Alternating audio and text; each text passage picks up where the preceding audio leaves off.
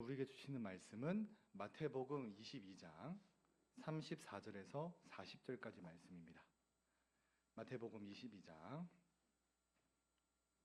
34절에서 40절까지 말씀. 신약성경 37쪽에 기록되어 있습니다. 마태복음 22장 34절에서 40절 말씀 함께 교독하시겠습니다. 예수께서 사두개인들도 대답할 수 없게 하셨다 함을 바리새인들이 듣고 모였는데,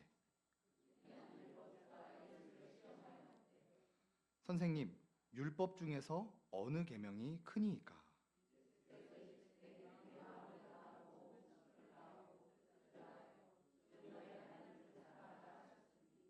이것이 크고 첫째 되는 계명이요.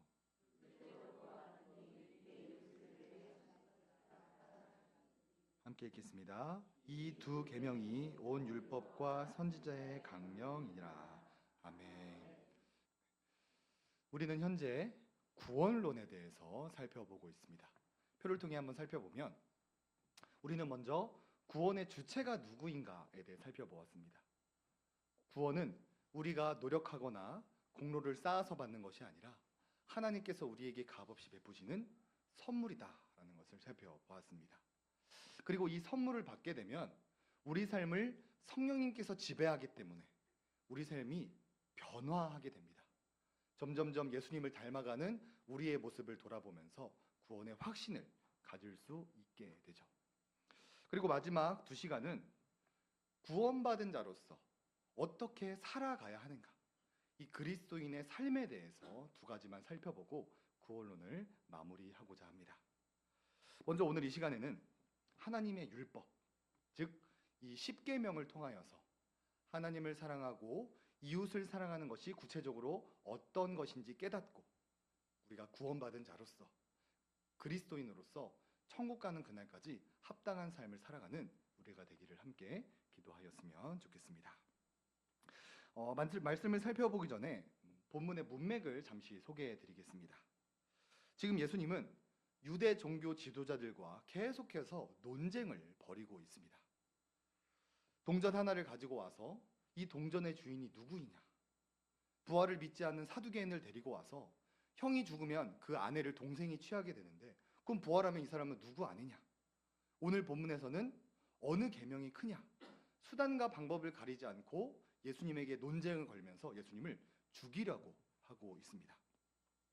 예수님은 이때마다 그 논쟁을 피하지 않고 오히려 그 대답을 주시면서 그 무리들에게 교훈을 주십니다. 세금에 대한 논쟁 때는 가이사의 것은 가이사에게, 하나님의 것은 하나님에게 바치라고 말하면서 대신 하나님 것을 먼저 바치라, 이 우선순위에 대한 교훈을 주시고, 부활 논쟁에 대해서는 부활의 진정한 의미에 대해서 가르쳐 주셨습니다. 자, 그리고 오늘 본문에 나타난 이 어느 계명이 가장 크냐라는 것은 이 10계명을 중심으로 구원받은 자가 천국 가는 그날까지 어떠한 삶을 살아가야 하는지를 교훈을 주고 계십니다. 예수님께서 어떠한 교훈을 주시는지 2가지로 나누어서 살펴보도록 하겠습니다. 자, 첫 번째, 우리 1번 대지를 함께 읽어보겠습니다. 시작. 하나님을 사랑하는 삶을 살아가야 합니다. 37, 38절도 함께 읽어보겠습니다. 시작. 예수께서 이르시되 내 마음을 다하고 목숨을 다하고 뜻을 다하여 주 너의 하나님을 사랑하라 하셨으니 이것이 크고 첫째 되는 계명이요. 이 당시 유대인들은 율법을 아주 세분화하여서 철저하게 지켰습니다. 적극적으로 지켜야 될 긍정적인 계명이 248개였고 적극적으로 피해야 될 부정적인 계명이 365개였습니다. 지금 한 율법 교사는 613개의 율법을 들고 와서 예수님에게 이 수많은 계명 중 어느 것이 가장 크냐라고 지금 따져 묻고 있는 것이지요. 이에 대해 예수님은 613개의 계명 중 하나님을 사랑하는 것이 가장 크고 첫째 되는 계명이다라고 말씀을 해주십니다. 예수님을 믿고 구원받은 자는 세상을 사랑하고 성공을 사랑하고 부귀영화를 사랑하며 사는 것이 아니라 천국 가는 그날까지 하나님을 사랑하며 사는 것이 우리의 삶의 목적이다라는 것이지요. 자, 그렇다면 구체적으로 하나님을 사랑하는 삶은 무엇일까요? 우리가 교회 봉사를 많이 하는 것이 하나님을 사랑하는 것일까요? 11조 간사헌금 빼먹지 않고 헌금을 잘 내는 것이 하나님을 사랑하는 것일까요? 우리는 십계명을 통하여서 하나님을 사랑한다는 것이 무엇인지를 발견할 수가 있습니다. 첫 번째로 하이델베르크 요리문답 94문 제1계명 너는 나 외에 다른 신들을 내게 두지 말라. 이 계명에서 하나님은 무엇을 명하십니까? 라고 질문을 합니다. 우리 답을 함께 읽어보겠습니다. 시작. 유일하고 참되신 하나님을 바르게 아는 것입니다. 유일하고 참되신 하나님을 바르게 알고 믿는 것이 하나님을 사랑하는 삶이다 라고 소개를 해줍니다. 사람이 하나님이 어떤 분이신지, 삼위 하나님께서 우리를 위해 무엇을 하셨고 그것으로 인해 우리가 어떤 은혜를 받았는지를 알고 믿는 것이 하나님을 사랑하는 삶이다라는 것이지요. 그래서 십계명 소론에서는 이렇게 말씀을 해주십니다. 우리 한 번 더 읽어볼까요? 시작. 나는 너를 애굽 땅 종되었던 집에서 인도하여 낸 내 하나님 여호와니라. 아멘. 우리가 믿는 하나님은 어떤 분이십니까? 우리가 죄에 빠져 있었을 때 우리와 언약을 맺어주시고, 우리가 여전히 죄에 빠져 있었을 때 자기 아들을 내어주시고, 우리가 여전히 죄에 빠져 있을 때 믿음이라는 방편을 통해 우리를 구원하신 유일한 구원자가 바로 우리가 믿는 삼위 하나님입니다. 사랑하는 우리 성도님들은 애굽 땅 종되었던 집에서 인도하여 낸 그 구원의 하나님을 알고 믿으십니까? 우리가 이것을 알고 믿는다면 우리는 지금 하나님을 사랑하는 삶을 살아가고 있는 것입니다. 오늘날 하나님을 구원의 하나님으로 믿지 않고 신앙생활을 하는 자들이 얼마나 많은지 모릅니다. 기독교 뉴스 일부 내용을 제가 한번 읽어드리겠습니다. 화면을 한번 보시면 개신교인들이 신앙생활을 하는 이유 중 38.8%가 마음의 평안을 위해서로 조사됐습니다. 건강과 재물, 성공 등의 축복을 받기 위해서라는 응답자는 18.5%로 나타났습니다. 구원과 영생을 위해 교회를 다니는 사람은 31.6%에 불과했습니다라는 기사가 있었습니다. 교회를 출석하기는 출석하는데 자신의 마음의 평안을 위해 교회를 다니는 사람들이 10명 중에 4명이 되는 거고, 예수님을 이용하여 복 받으려는 사람이 10명 중에 2명이 되는 것이고, 구원의 하나님을 믿고 영생을 바라보며 교회를 다니는 사람은 10명 중에 3명밖에 되지 않는다라는 것이 지금 한국교회의 현실이다라는 것이죠. 구원의 하나님을 알고 믿고 이 하나님을 사랑하면서 천국 가는 것이 우리의 목적이 되어야 하는데, 교회가 잘못된 것들을 가르치다 보니까 예수님 믿고 복 받는 데만 관심 있는 것이 한국교회의 현실입니다. 다시 한번 질문 드리겠습니다. 이 수요기도의 자리에 나오신 우리 사랑하는 성도님들은 애굽 땅 종되었던 집에서 우리를 구원해내신 그 삼위 하나님을 알고 믿고 따르고 계십니까? 이것을 믿는다면 우리는 이미 구원받은 자이고 하나님을 사랑하며 살고 있는 증거가 됩니다. 구원의 확신을 갖고 우리가 신앙생활을 정말 잘하고 있다는 것을 기억하는 우리가 되었으면 좋겠습니다. 자, 두 번째로 94문 제1계명에서 하나님은 무엇을 명하십니까? 우리 답을 한 번 더 읽어볼까요? 시작. 오직 하나님만 의지하고 오직 하나님에게서만 모든 좋은 것을 기대하는 것입니다.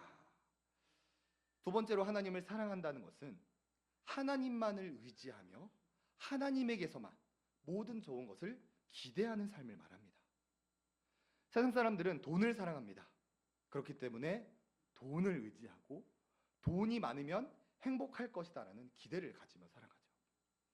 또 세상 사람들은 이 권력을 사랑합니다. 그래서 권력을 의지하고 권력 갖기를 기대하고 소망하며 살아가죠. 그러나 정말로 하나님을 사랑하는 삶은 어떤 유혹이 오더라도 하나님만을 의지하며 세상에서 소망을 두고 살아가는 것이 아니라 하나님께서 우리에게 가장 좋은 것을 줄 것을 기대하고 소망하는 삶이라고 십계명은 말을 해주고 있습니다. 그 모습을 예수님께서 말씀에 보여주셨습니다. 마태복음 4장에 보면 마귀 사탄이 예수님을 시험하는 장면에서 이렇게 말을 합니다. 마귀가 예수님을 데리고 지극히 높은 산으로 가서 천하 만국과 그 영광을 보여 이르되 만일 내게 엎드려 경배하면 이 모든 것을 내게 주리라. 이에 예수께서 말씀하시되 사탄아 물러가라. 기록되었으되 주 너의 하나님께 경배하고 다만 그를 섬기라 하였느니라. 마귀 사탄이 예수님을 높은 산에 올라가서 천하 만국과 영광을 보여주면서 본인에게 절을 하면 이 모든 것을 주겠다라고 유혹을 하고 있습니다. 그때 예수님은 그것을 거절하면서 오직 하나님만을 의지하고 하나님께 기대하는 모습을 우리에게 몸소 보여주셨습니다. 사랑하는 우리 성도님들의 삶은 어떠하십니까?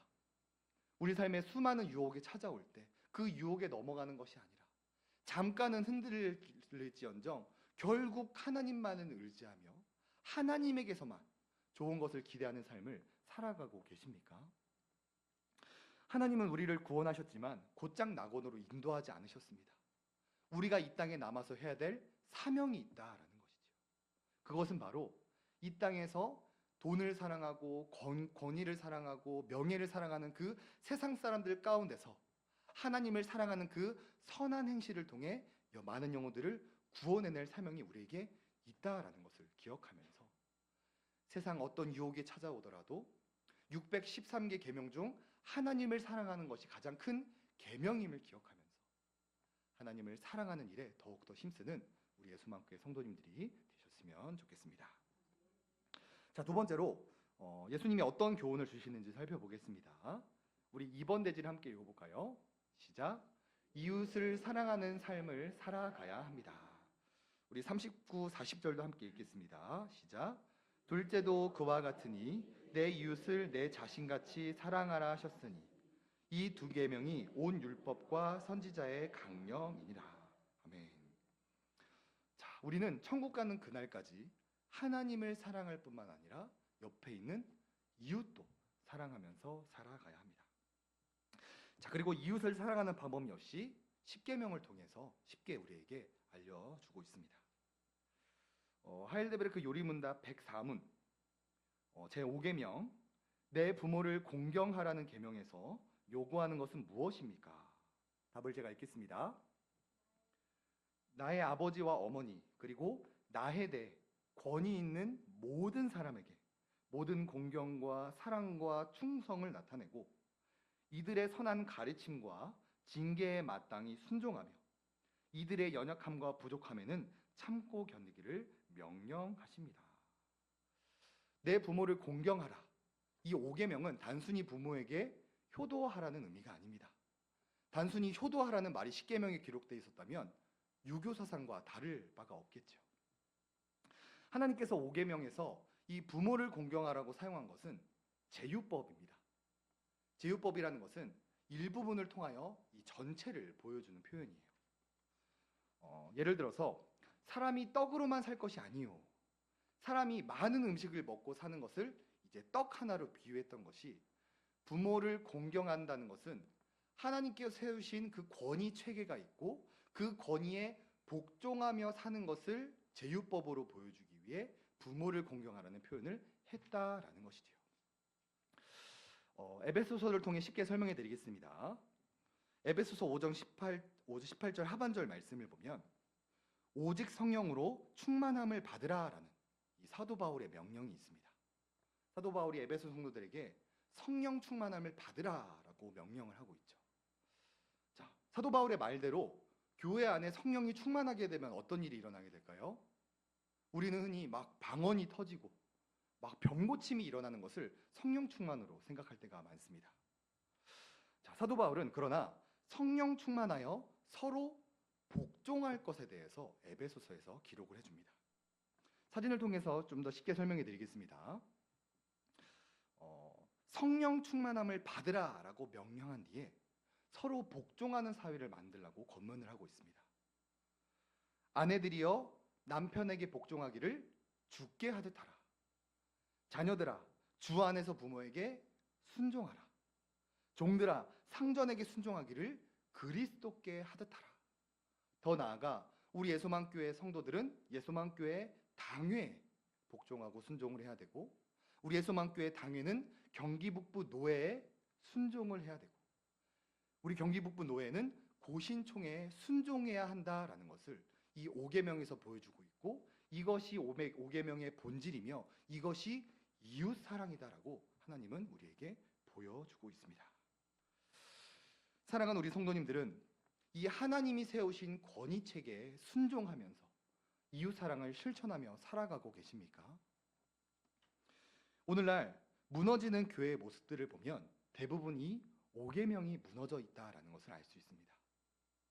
당회원들이 당회장의 권위를 인정하지 않을 때, 성도들이 당회의 권위를 인정하지 않을 때, 그 사람을 인정하는 것이 아니라 하나님이 세우신 그 권위체계를 감히 인간이 인정하지 않을 때 그 교회는 무너져 버리게 된다는 것이죠. 특히 이 담임 목사가 범죄하게 되면 이 노예의 치리를 거부하는 경우가 많습니다. 노예가 치리를 합니다. 담임 목사를 내려놓고 사역을 그만둘 것을 권면하지만 끝까지 본인은 잘못이 없다라고 떼를 쓰다가 몇 억을 주면 나가겠다. 그래서 성도들이 막 빚을 내서 돈을 모아서 담임 목사를 내보내는 그런 모습들이 오늘날 교회에 너무나도 많습니다. 이러한 모습들이 이 5계명이 무너진 것이고, 이 5계명이 무너지면 교회가 무너질 수밖에 없다라는 것이지요.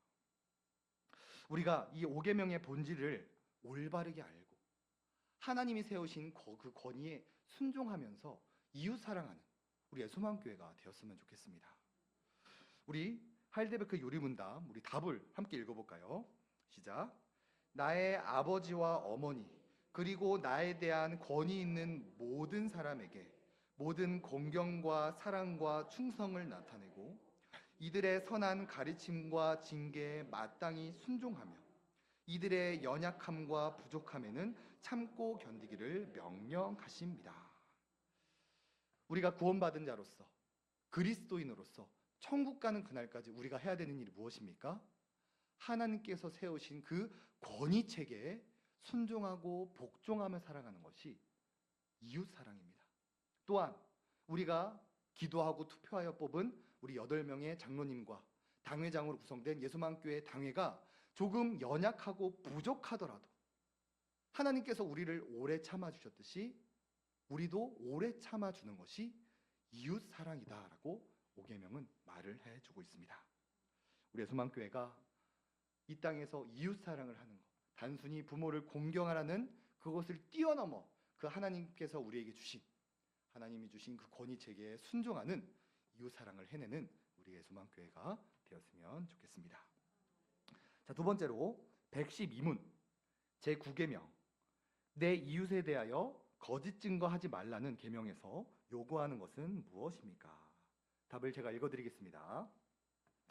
누구에 대해서도 거짓으로 증언하지 않고 다른 사람의 말을 조작하지 않으며 뒤에서 헐뜯거나 비방하지 않고 말을 들어보지도 않은 채 함부로 정죄하지 않으며 다른 사람이 섣불리 정죄하는데 동참하지 않는 것입니다. 자, 9계명은 단순히 거짓말하지 말라는 의미를 가지고 있는 것이 아니라 훨씬 더 폭넓고 깊은 내용을 포함하고 있습니다. 호모 로쿠엔스라는 말이 있습니다. 인간은 말을 하는 존재라는 것이죠. 우리는 태어나서 죽을 때까지 평생토록 말을 하면서 살아갑니다. 그런데 참 간사하게도 자기 자신에 대해서 이야기를 할 때는 가장 좋게 혹은 조심히 이야기를 합니다. 그런데 남에 대해서 이야기를 할 때는 어떻습니까? 굉장히 가볍게, 경솔하게, 없는 말도 만들어서 남을 험담할 때가 참 많죠. 이것은 타락한 본성 중 하나이며 이런 것들을 우리가 계속해서 범하게 되면 우리가 어떤 위험에 빠지게 되는지 지혜자는 잠언에서 이렇게 말을 해줍니다. 우리 잠언 18장 8절 말씀 함께 읽어보겠습니다. 시작. 남의 말하기를 좋아하는 자의 말은 별식과 같아서 뱃속 깊은 데로 내려가느니라. 여기서 별식이라는 것은 아주 질 좋은 소량의 음식을 말합니다. 별미를 말하는 거죠. 아주 맛있는 음식. 우리가 남을 험담하고 뒷담화하는 게 얼마나 재밌습니까?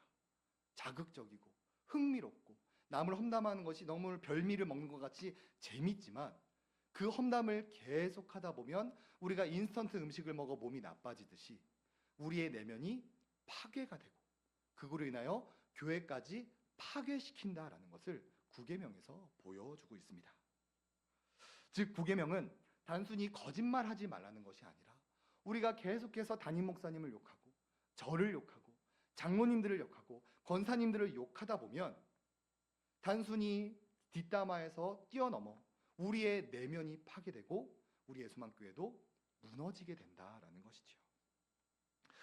그래서 사도 바울은 에베소서에서 이렇게 말을 합니다. 그런즉 거짓을 버리고 각각 그 이웃과 더불어 참된 것을 말하라. 우리가 3, 3, 5 모여서 남을 험담하지 않는 것이 이웃 사랑입니다. 우리가 3, 3, 5 모여서 참된 말을 하는 것이 이웃 사랑입니다.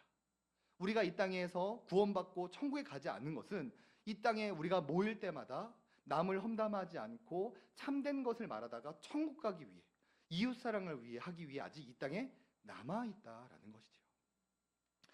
사랑하는 우리 성도님들은 3, 3, 5 모일 때마다 어떤 대화를 나누십니까? 참된 것들만을 말하십니까? 아니면 어떤 상대방의 허물을 안주 삼아 이 나쁜 뒷담화를 하십니까? 제가 청년 시절에는 이 서로를 향해 참된 말을 할 수 있도록 이 천국방언이라는 캠페인이 있었습니다. 훈련을 받거나 이런 단기 선교를 갈 때 막 불평불만하고 험담하는 것을 방지하기 위해 이 천국방언이라는 것을 목사님께서 시켰어요. 우리 5가지를 함께 읽어볼까요? 시작. 고맙습니다. 미안합니다. 사랑합니다. 괜찮습니다. 축복합니다.